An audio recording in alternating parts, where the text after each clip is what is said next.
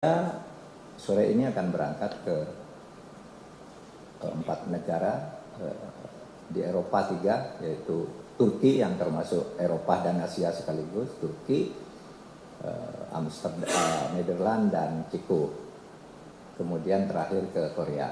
Nah, kalau Korea dan Turki, saya akan bicara soal kerjasama keamanan kedua negara. Karena harus MOU antar menteri. Kalau ke Amsterdam dan ke Ceko itu akan melanjutkan untuk menemui korban peristiwa 1965 yang ex-mahid, mahasiswa ikatan dinas yang dulu tidak boleh pulang. Paspornya dicabut pada waktu itu. Kemudian mereka sampai tua ada di sana.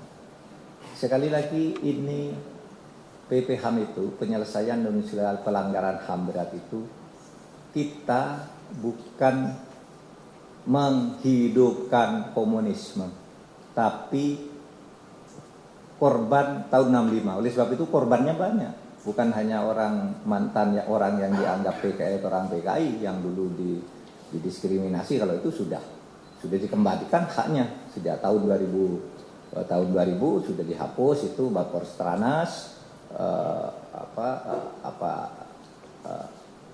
untuk Litsus kan sudah dihapus.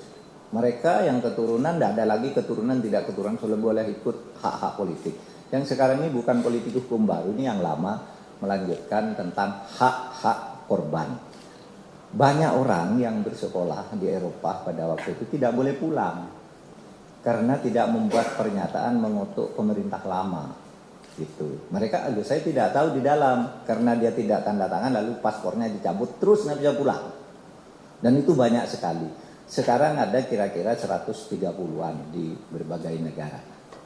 Itu mau kita datangi, karena pada umumnya mereka hanya minta mereka tidak dianggap sebagai pengkhianat. Mereka minta bahwa mereka warga negara yang setia kepada Indonesia. Kita mau tawari pulang, tapi tidak banyak yang mau pulang karena mereka sudah umur 82 tahun, 83 tahun gitu. Nah, sehingga kita akan berdiskusi ke sana menyatakan tentang hak-hak konstitusionalnya yang di dalam negeri sudah kita lakukan. Sudah kita kick off di PD dan bulan depan insya Allah nanti di Palu dan seterusnya dan seterusnya. Ini korban, dan korbannya bukan hanya orang anggota Partai Komunis, bukan. Yang di Palu itu korbannya malah TNI. Peristiwa tahun 65 itu. Yang di Jawa Timur itu korbannya pesantren. Karena kita mau perhatikan semua korban itu. Jadi tidak ada politik hukum baru tentang ideologi, tentang komunisme. Ini sesuai dengan Undang-Undang Dasar, hak-hak korban kejahatan atau pelanggaran HAM berat itu harus diprioritaskan karena prosedur-prosedur hukum yang disediakan oleh negara itu tidak bisa jalan. Misalnya pengadilan HAM berat itu selalu gagal. Undang-undang KKR batal ketika akan dihidupkan, ditolak lagi. Maka kita membuat satu langkah-langkah kebijakan yang kemudian alhamdulillah itu langsung direspon dan dipuji dalam pidato resmi di Dewan HAM PBB di Jenewa ketika ini diumumkan.